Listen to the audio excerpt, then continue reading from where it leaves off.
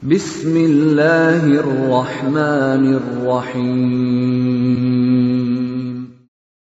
وَلْتَكُنْ مِنْكُمْ أُمَّةٌ يَدْعُونَ إِلَى الْخَيْرِ وَيَأْمُرُونَ بِالْمَعْرُوفِ وَيَنْهَوْنَ عَنِ الْمُنْكَرِ. Alhamdulillah wassalatu wassalamu ala rasulillah mabad. Allah berfirman, wajahidu bi amwalikum wa anfusikum. Berjuanglah kalian, berjihadlah kalian melalui hartamu dan dirimu.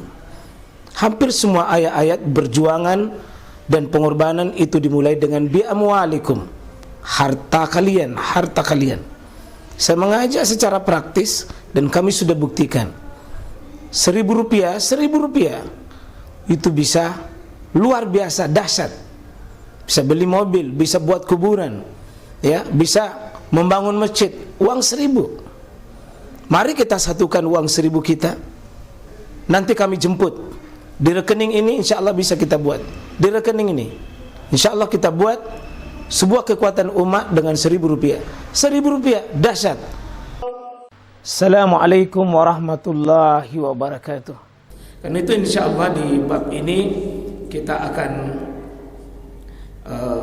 membahas, ya, kita sudah bahas ini bab tentang waktu-waktu sholat. Ya. Jadi sudah disebutkan waktu duhur, ya, apabila sudah tergelincir matahari, ya, dan batas-batasannya, ya, batasannya ada waktu awal, ada waktu akhir, nah, dari sholat itu.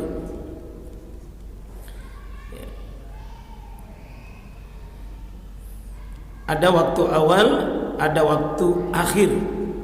Jadi ada waktu jawaz, waktu boleh. Nanti ada waktu paling afdal, ada waktu makruh. Bahkan saking mulianya ini waktu-waktu sholat. Ada waktu tahrim, waktu yang diharamkan. Jadi penting, mohon maaf ini penting perhatikan. Bukan cuma rajin sholat, tapi memperhatikan waktunya. Ada orang sholat 5 waktu tidak pernah dia tinggalkan, tapi keseriusannya itu dilihat bagaimana dia antusias menjaga waktu-waktunya. Meskipun sempurna gerakannya, sempurna bacaannya, tumanina dia, tapi dia waktu-waktu makruh, memburu waktu-waktu yang afdal. Sampai Nabi memberikan penghargaan, ayyul amali, amalan apa yang paling afdal? Nabi mengatakan as-salatu ala waqtiha, salat pada waktunya. Salat pada waktunya. Nabi memberikan penghargaan. Waktu salat itu diperhatikan. Itu adalah amalan afdal, paling utama, paling mulia. Dan seorang muslim Pak yang berkualitas tidak hanya melakukan salat dengan batasan waktu, kriteria minimal, tapi kriteria yang paling maksimal, artinya yang paling utama, paling utama. InsyaAllah, ya, kita akan lanjutkan di pembahasan, ya, di waktu, mudah-mudahan diambil di semua dia. Ada ya.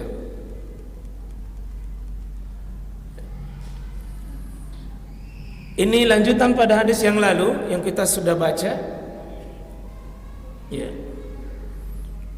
Walahu min hadisi Buraidah fil asri. Ini ada hadis riwayat Imam Muslim dari Buraidah. Buraidah meriwayatkan seorang sahabat Nabi. Di hadis Imam Muslim pula beliau mengatakan bahwa Wasyamsu, salat asar itu, ya, salat asar itu ba'dau dilakukan ketika matahari itu dalam keadaan naqiyah. Artinya bersih. Matahari, salat asar itu dikerjakan ketika matahari masih bersih.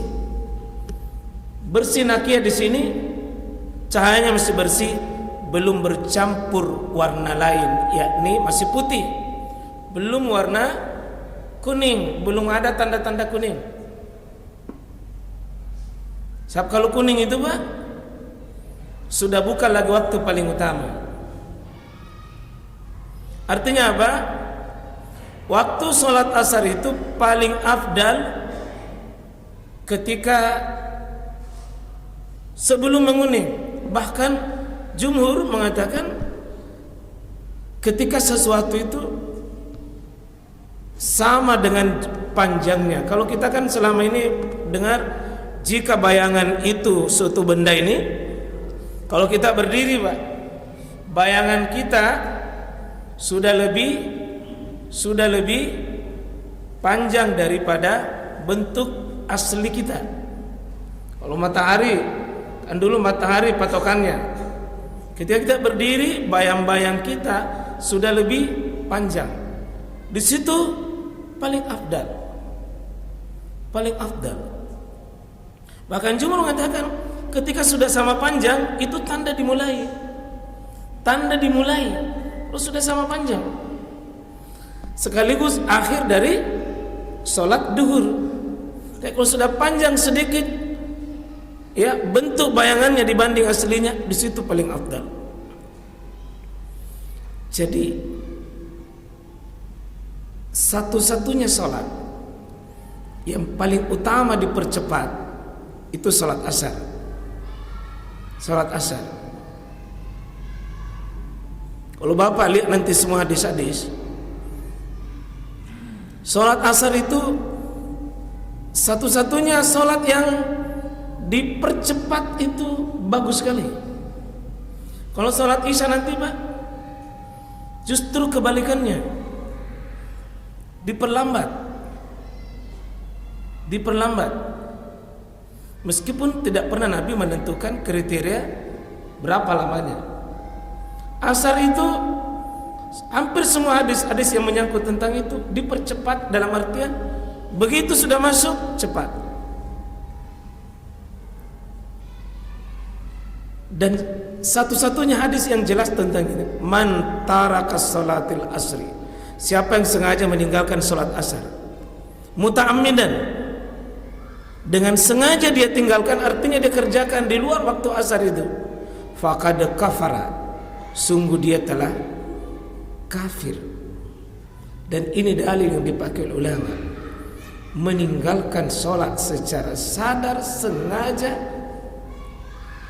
tidak ada penjelasan di situ mengkafiri, menentang syariatnya, tapi dia kerjakan di luar waktu asar itu, faqad kafara, dia sudah kafir. Itu sholat asar. Sampai Allah menyebutkan satu sumpah, satu surah tersendiri, misalnya wal asri, demi waktu asar. Kenapa bersumpah ini waktu asar? Karena asar ini adalah sering disebut dengan as-salatul usta. Salat berada di pertengahan. Tengah bisa bermakna dia duhur dengan subuh, dia apit, kemudian maghrib dan isya, dia di tengah sampai asar itu penekanannya Pak dipercepat. Duhur ada hadis suatu saat boleh ditunda Pak, diperlambat malah dalam kondisi puncak panas lebih utama dia ditunda. Asar tidak ada hadis menunda. Bahkan itu semua hadis-hadisnya disegerakan. Ya, disegerakan. Hati-hati Pak dengan sholat asar. Kenapa sholat asar ini juga menjadi titik perhatian banyak di hadis? Karena waktu sibuk-sibuknya manusia cari dunia dan bekerja. Sering sekali manusia Pak memburu dunia, nalupai sholat asar. Sering sekali karena sibuknya cari dunia. Akhirnya apa? Dia sudah kehabisan waktu memburu dunia. Bahkan sholatnya nanti terburu-buru seperti sholatnya orang munafik. Bahkan Nabi membuat pengumuman di situ, saking tegasnya itu, la salata ba'da salatul asri, tidak boleh sholat sesudah sholat asar. Artinya apa?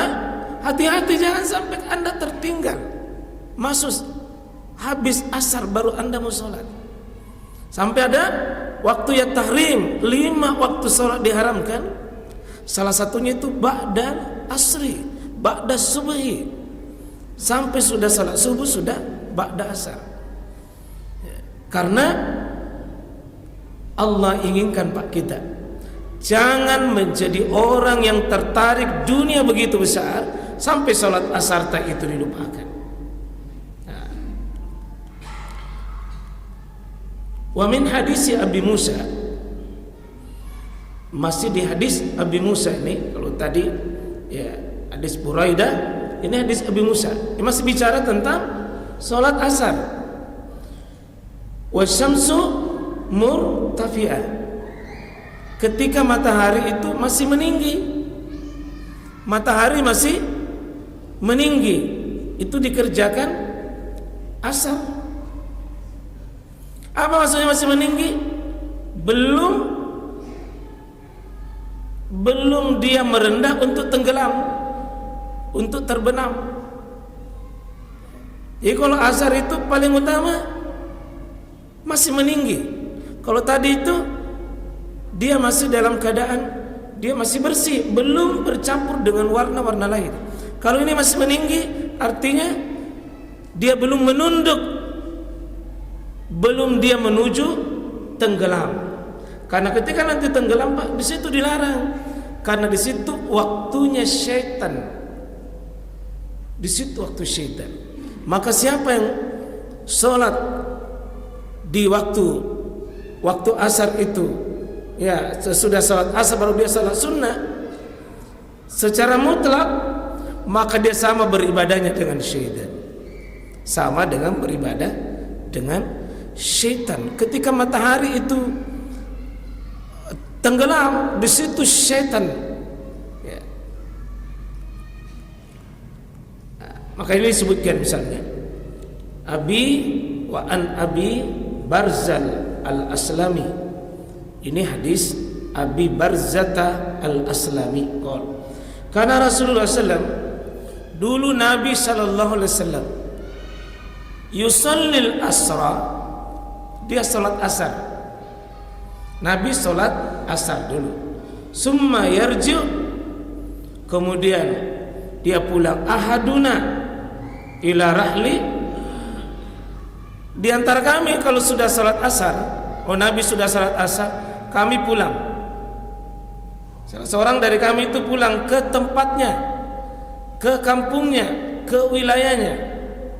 Ya, fi aqsal Madinah, paling ujungnya kota Madinah itu, paling ujungnya Madinah.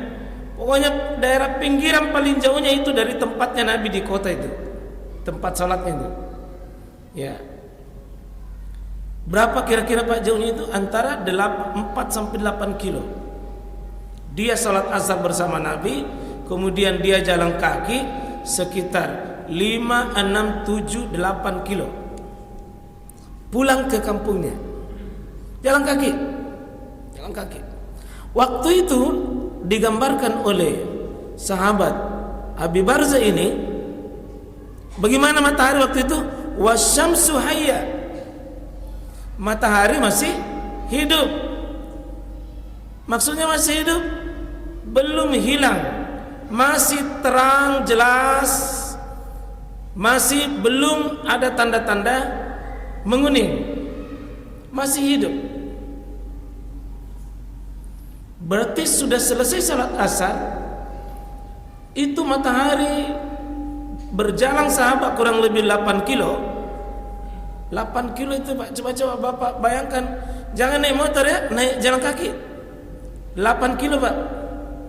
Berapa menit kira-kira? 8 kilo jalan kaki. Berapa menit Pak?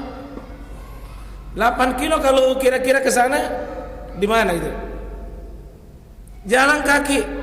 Matahari belum menguning, masih hidup. Itu sholat asar. Jadi kesimpulannya apa? Sholat asar disukai, dipercepat. Disukai dicepat. Disukai dipercepat. Sholat asar itu lebih disenangi dia dipercepat. Jangan ditunda-tunda. Kasihan sekali itu kalau ada orang 5:30 salatnya jam 5. Aduh. Ya. Kasihan sekali itu umat, Pak. Meskipun secara hukum fikih, ya kalau dia sholat 1 rakaat baru tenggelam matahari, masih tetap sah secara hukum. Tapi kelihatan kemunafikannya itu orang. Kalau ada orang Pak suka menunda-nunda sholat, kalau dia cecerkan waktu-waktu sholat, terlalu banyak syariat agama yang dia remehkan itu. Saya pastikan begitu. Kalau ada orang remehkan waktu sholat, suka tunda-tunda sholat, banyak syariat agama yang dia remehkan. Kalau ada orang main-main dengan waktu sholatnya, suka tunda Pak, banyak yang dia juga suka tunda. Dengan Allah saja Tuhannya cara begitu dia hidupnya, apalagi dengan orang, apalagi dengan manusia di sekelilingnya. Sama Allah Tuhannya saja dia kasih begitu, apalagi manusia. Kecuali sifat munafik pada dirinya ada. Kita pindah ke waktu lain. Wa kana yastahibu ayu akhira minal isya.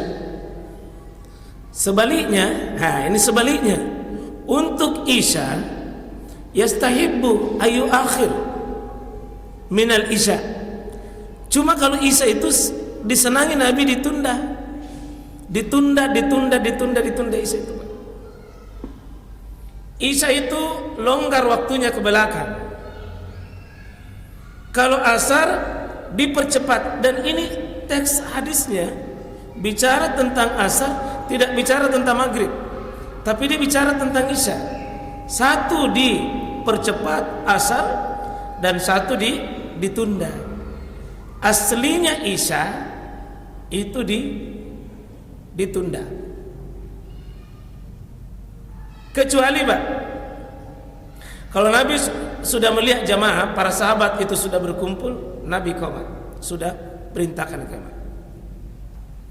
Jadi isya itu Pak sangat kondisional, situasinya sangat memperhatikan itu, sangat diperhatikan oleh Nabi sallallahu alaihi wasallam. Wa kana yakrahun naum qablaha. Nabi tidak suka tidur ya sebelum isya. Di karah yakrah. Nabi benci tidur sebelum isya. Kenapa? Nanti tertidur tidak kerjakan isya. Untuk isya jangan pernah tidur sebelumnya. Jadi kalau ada menunda baru sengaja tidur juga, itu menyelisih juga sunnah. Tidur mah dulu tidak bisa. Nabi tidak suka. Wal hadisa ba'daha. Dan Nabi tidak suka sesudah salat isya. Sesudah salat isya baru panjang pembicaraan tak jelas. Dan ini penyakit ummah hari ini. Sudah salat isya begadang santai, tak jelas. Kalau begadang Pak dalam ada syariat boleh. Ini bersifat umum ini. Tapi kalau ada rapat besar, ada kepentingan umat, ada peperangan, ada urusan umat, ada urusan keluarga, bisa. Tapi Nabi secara umum Pak tidak suka tidur sebelum isya, dan tidak suka kalau tidak tidur sesudah isya.